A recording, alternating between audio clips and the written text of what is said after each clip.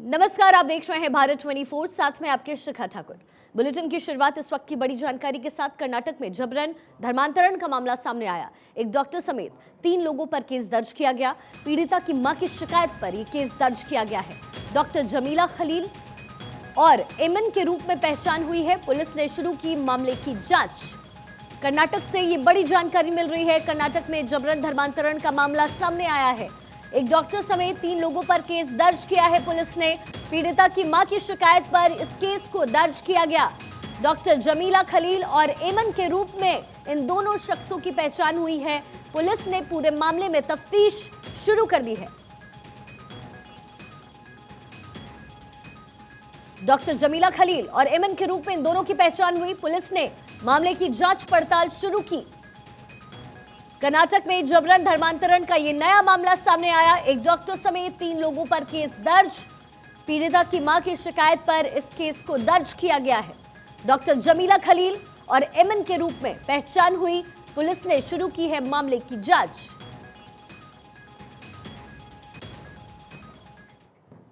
बिहार से बड़ी जानकारी मिल रही है। गजवाए हिंद मामले में एनआईए की जांच चल रही है। व्हाट्सएप ग्रुप मामले में एनआईए करेगी अब पूछताछ। 5 दिन के लिए एनआईए रिमांड में आरोपी ताहिर से पूछताछ करेगी एनआईए की टीम। एनआईए ने तैयार की सवालों की लिस्ट। पटना के फुलवारी शरीफ से पकड़ा गया है ताहिर। बिहार एटीएस के इनपुट पर 14 जुलाई को पटना पुलिस ने ताहिर को गिरफ्तार किया है।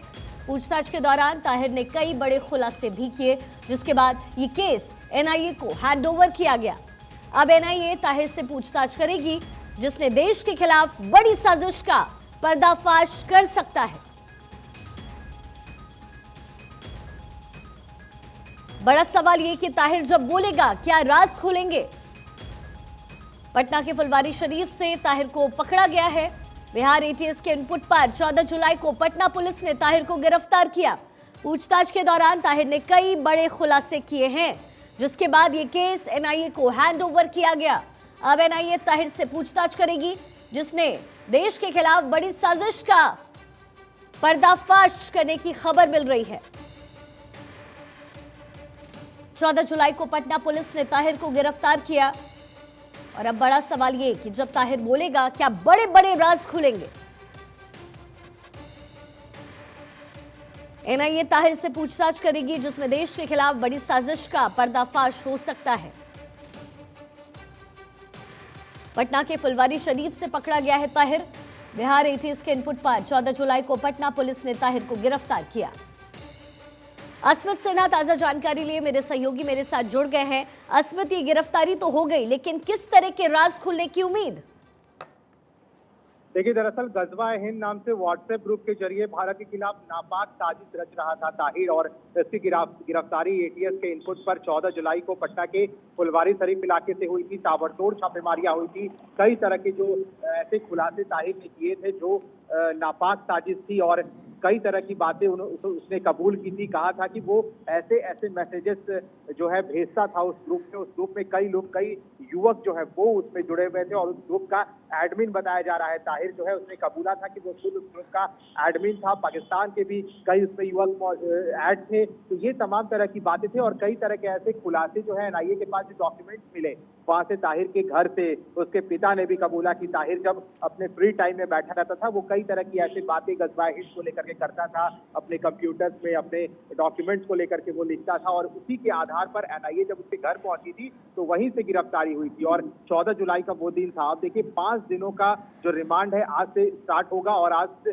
बेऊर जेल में, क्योंकि गिरफ्तारी हुई थी तो बेऊर जेल लाया गया था ताहिर, और यहीं से कोर्ट ने अनुमति दी है। और अब 5 दिनों के लिए रिमांड पे लिया जाएगा ताहिर को, और पूछताछ की जाएगी। कहा जा रहा है कि एनआईए के पास लंबी लिस्ट है क्वेश्चन की। ठीक है अस्मित, बहुत बहुत शुक्रिया इस तमाम जानकारी के लिए। यूपी के अलीगढ़ में बीजेपी की महिला नेता रूबी आसिफ खान एक बार फिर से सुर्खियों में आ गई हैं। उनका कहना है कि दुनिया में पहले सभी सनातन धर्म के लोग हुआ करते थे, इसके बाद सबके धर्म बदले गए, इसलिए भगवान श्री राम ही पैगंबर हैं। लेकिन रूबी आसिफ खान की ये बात कट्टरपंथी मौलानाओं को रास नहीं आई।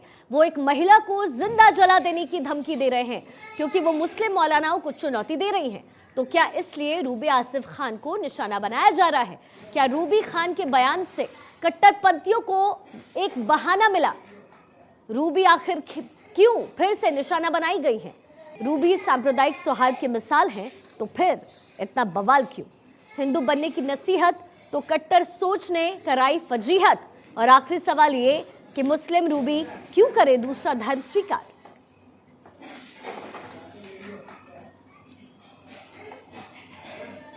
रूबी खान ने तारीफ की, जिसके बाद उन पर हमलावर मौलाना।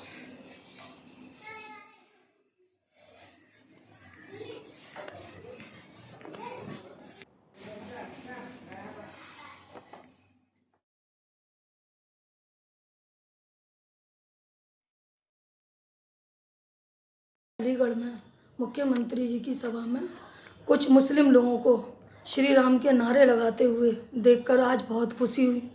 और मैं बहुत खुश हूँ कि अच्छा है, भाईचारा बढ़ रहा है देश के अंदर। ये सब लोगों को दिख रहा है कि हम लोग एक सनातन धर्म से हैं और सब पहले हिंदू ही थे, उनको मुसलमान बनाया जाता है। बाद में जब दुनिया में आते हैं तो हिंदू ही पैदा होकर आते हैं, उनको मुसलमान बना दिया जाता है। हमारे जो श्री राम वही पैगंबर थे, ये मान लिया है लोगों ने। और आगे भी मैं उम्मीद करती हूँ कि सारे लोग इसी तरह भाईचारा बनाते रहें, हिंदू मुस्लिम का भेदभाव ख़त्म करें, इसी तरह मान लें कि हम सब एक हैं। बाबरी मस्जिद एक्शन कमेटी की जो ये है, ये जिन्ना परस्ती वाले लोग हैं और ये वैमनस्यता फैलाना, बंटवारे करवाना, इनकी मानसिकता यही है। तो जो बयान उन्होंने हमारी बहन के लिए दिया है, तो मैं यही कहना चाहूँगी कि किसी को भी क्या करना है, क्या धर्म अपनाना है, इसका ठेका बाबरी मस्जिद वालों ने नहीं ले रखा। हमारी बहन को जो करना है, जो भी वो करना चाहती हैं, जिसको भी वो मानती हैं, भगवान राम को मानती हैं, दुर्गा माँ को मानती हैं या पैगंबर को मानती हैं, ये उनकी अपनी व्यक्तिगत स्वतंत्रता है और हम उनके साथ हैं। तो कट्टरपंथियों के निशाने पर रूबी खान आ चुकी है। रूबी खान ने श्री राम को बताया है पैगंबर। पैगंबर बताने पर कट्टरपंथियों का ये जोरदार हमला। कट्टरपंथियों ने जिंदा जलाने की धमकी दे डाली है। भगवान श्री राम ही हमारे पैगंबर थे, रूबी आसिफ खान ने कहा। साथ ही ये भी कहा कि सनातन धर्म सर्वश्रेष्ठ धर्म है। सीएम योगी प्रबुद्ध सम्मेलन को मिला बल। प्रबुद्ध सम्मेलन में जय श्री राम के लगाए गए थे नारे। पीएम मोदी, सीएम योगी भेदभाव मिटा रहे हैं, ये बात भी रूबी आसिफ खान की तरफ से कही गई। उन्होंने ये भी नसीहत दी कि विपक्षी दल जान ले, मुस्लिम समाज अब जाग चुका है। मुस्लिम समाज की रक्षा बीजेपी ही कर सकती है। रूबी खान ने श्री राम को बताया है पैगंबर, जिसके बाद वो कट्टरपंथियों के निशाने पर आई। कट्टरपंथियों ने उन्हें नसीहत दी कि आप अपना धर्मांतरण करवा लें, इस्लाम छोड़कर आप हिंदू बन जाएं, जिसके बाद ये विवाद तेजी से बढ़ता जा रहा है। ऐसे में बड़ा सवाल ये कि क्या किसी और धर्म का जिक्र करना, क्या किसी और धर्म के बारे में तारीफ करना, क्या सनातन धर्म के बारे में कहने पर धर्मांतरण की नसीहत दी जाएगी? रूबी आसिफ खान ने सनातन धर्म को सर्वश्रेष्ठ धर्म बताया। उन्होंने कहा, पहले दुनिया में सिर्फ सनातन धर्म ही था और इसलिए श्री राम पैगंबर हैं।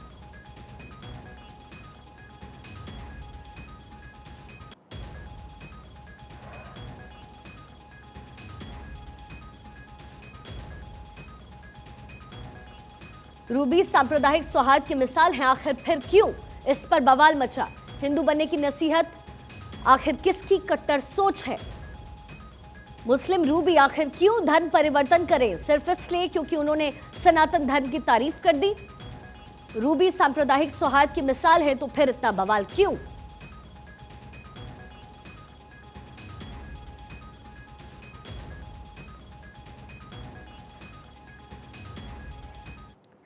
और इसी बीच यूपी से बड़ी जानकारी मिल रही है। यूपी में 2 भीषण हादसे हुए, 12 लोगों की मौत हो गई है। फिरोजाबाद में मकान में ये भीषण आग लगी। आग में जलकर के 6 लोगों की मौत बताई जा रही है, वहीं 2 लोग घायल बताए जा रहे हैं। बहराइच में भीषण सड़क हादसा हुआ। रोडवेज बस ट्रक में टक्कर हुई, जहां 6 लोगों की मौत हो गई। 2 तस्वीरें इस वक्त आपके टेलीविजन स्क्रीन पर। फिरोजाबाद में आग का तांडव मचा, 6 लोगों की मौत। वहीं बहराइच में भीषण सड़क हादसा हुआ, इसमें भी 6 लोगों की मौत हो गई है। यूपी के फिरोजाबाद और बहराइच में 2 हादसे हुए हैं। फिरोजाबाद में आग का तांडव, 6 लोगों की मौत हो गई है। 2 तस्वीरें आपके सामने। पहली तस्वीर बहराइच से, जहां भीषण रोडवेज हादसा हुआ है। बस और ट्रक में ये टक्कर हुई है, इसमें भी 6 लोगों की मौत हुई। वहीं दूसरी तस्वीर बहराइच से, जहां इस घर में भीषण आग लगी है। आप देख सकते हैं आग की लपटें उठ रही हैं। इस हादसे में भी 6 लोगों ने अपनी जानें गंवाई।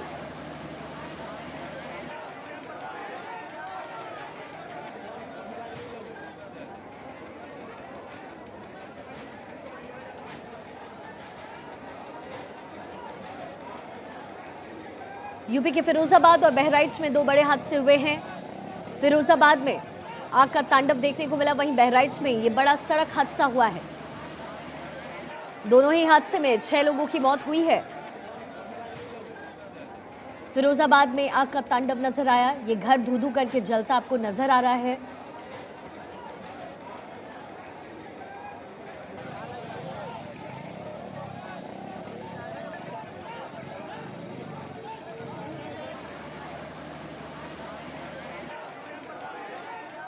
यूपी में 2 बड़े हादसे हुए हैं, 12 लोगों की मौत बताई जा रही है।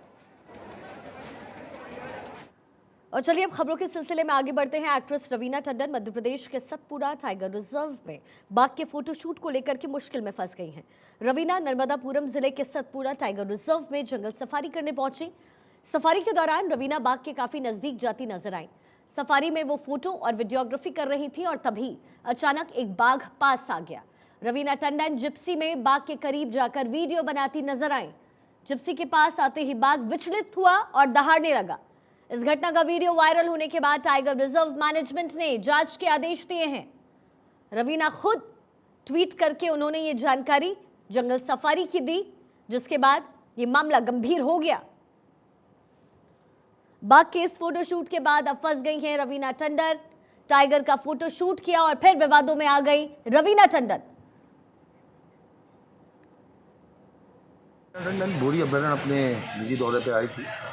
उनके द्वारा जो ट्वीट किया गया है उसके संबंधित से जो वहाँ के गाइड है और कर्मचारी से बातचीत की जाएगी। और सभी जो आने वाले हमारे सतपुड़ा में विजिट करने वाले पर्यटक हैं उनसे यही है कि कभी कोई वन प्राणियों के पास ना जाएं और दूर से ही देखें, और अगर पास आकर दूर हट जाएं और किसी तरह जो है उसको डिस्टर्ब ना करें।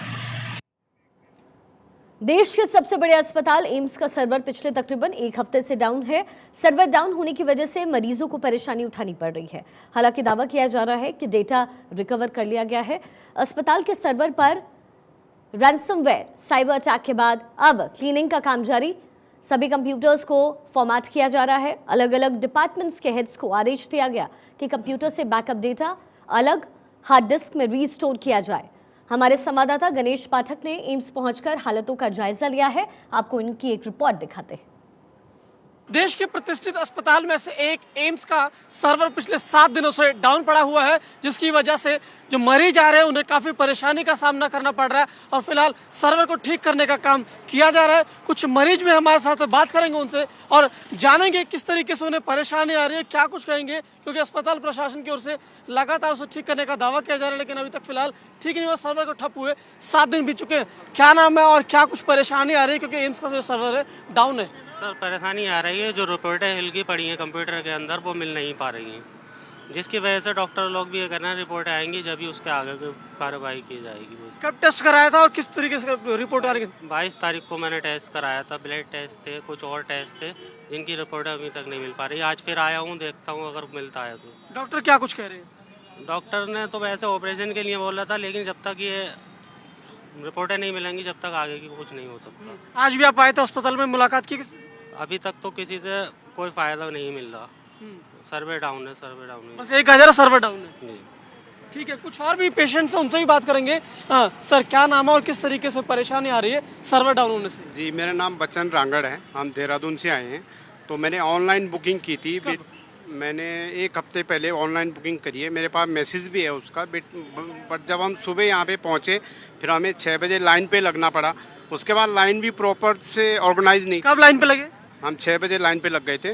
उसके बाद जो यहाँ पे सिक्योरिटी गार्ड है, कभी हम कार्डियोलॉजी वाले पेशेंट है, ओल्ड पेशेंट, फिर हमें न्यूरोलॉजी में लगा दिया, न्यूरोलॉजी से हटा के फिर बोल रहे कार्डियोलॉजी में लगो आप। तो हम इधर ही उधर घूमते रहे, कुछ भी ऑर्गेनाइज नहीं है। अगर हमने ऑनलाइन बुकिंग इन्होंने फैसिलिटी करी है तो उसके लिए हमें फिर लाइन पे नहीं लगना चाहिए।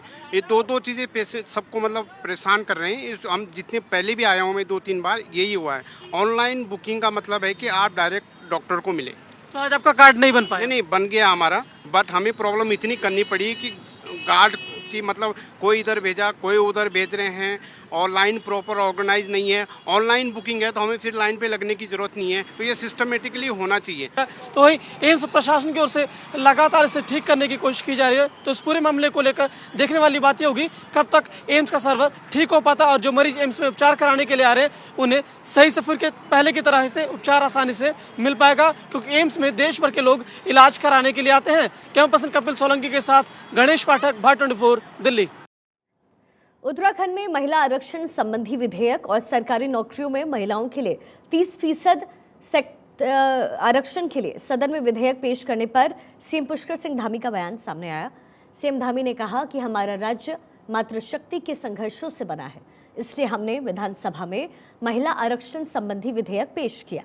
मातृशक्ति के विकास में ये मील का पत्थर साबित होगा।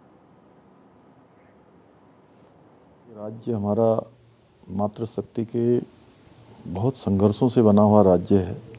मातृशक्ति ने बहुत बड़ा संघर्ष इस राज्य की प्राप्ति के लिए किया है, इसलिए मातृशक्ति का क्षैतिज आरक्षण बरकरार रहे उसके लिए हमने पहले ही कहा था कि हम जिस सीमा तक भी जाना होगा उस सीमा तक जाएंगे। पहले हमने माननीय उच्चतम न्यायालय में SLP दायर की थी, वहाँ से हमको राहत मिली और हम पुख्ता उसको करने के लिए विधानसभा के अंदर महिला आरक्षण संबंधी विधेयक भी हमने प्रस्तुत किया है।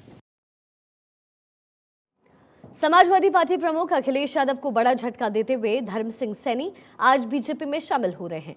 धर्म सिंह सैनी को वेस्ट यूपी का कद्दावर नेता माना जाता है। भारत 24 के साथ बातचीत में धर्म सिंह सैनी ने बीजेपी में वापसी की पुष्टि की है।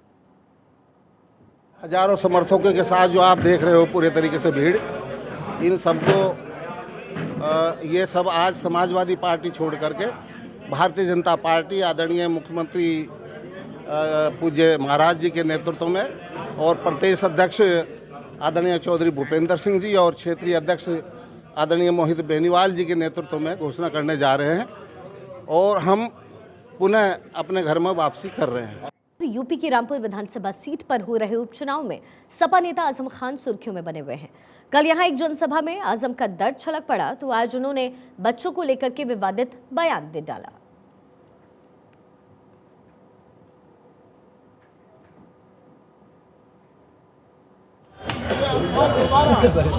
मैं सुनता हूं ये बातें, सुनता हूं। दोस्तों, जो आज तुम्हारे और हमारे साथ हुआ है, 4 सरकारों में अगर मैंने ऐसा किया होता तो बच्चों तुम्हारी मुस्कुराहटों की कसम खाकर कहता हूं, बच्चा मां के पेट से पैदा होने से पहले ये पूछता कि पूछ लो आजम खां से बाहर निकलना भी है। ये आबादी बदनसीबों की आबादी है। पूरी दुनिया के सबसे कम नसीब लोग मेरे लोग यहाँ रहते हैं, इसलिए उन पर सितम ढाया जा रहा है। मेरा दिल फट जाएगा, मेरा दिल फट जाएगा अगर तुमने बेवफाई की तो। अब मेरे साथ धोखा मत करना, मेरे पास बहुत वक्त है भी नहीं, मत करना धोखा फिर से।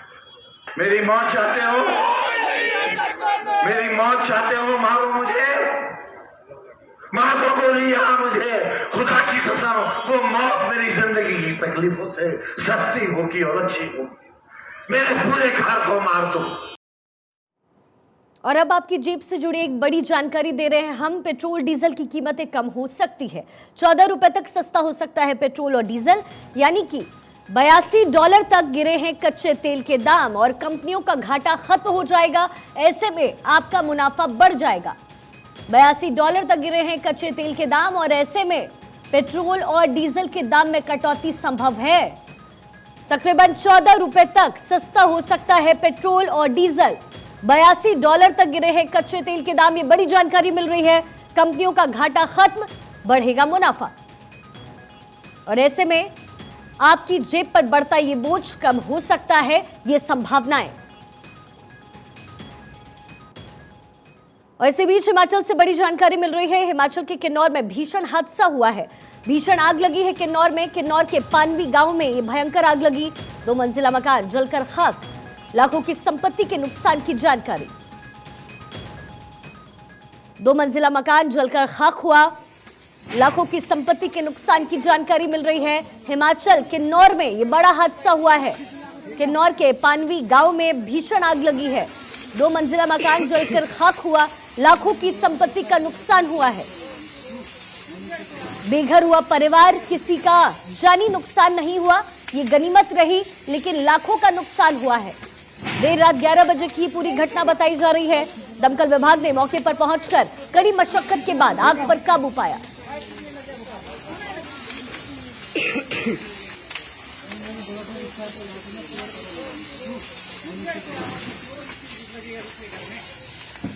भारत 24 पर इस हादसे की एक्सक्लूसिव तस्वीर आप देख रहे हैं। लाखों की संपत्ति के नुकसान की जानकारी। और चलिए अब खबर खेल के मैदान से। ऋषभ पंत का वनडे और T20 में खराब प्रदर्शन का दौर लगातार जारी है।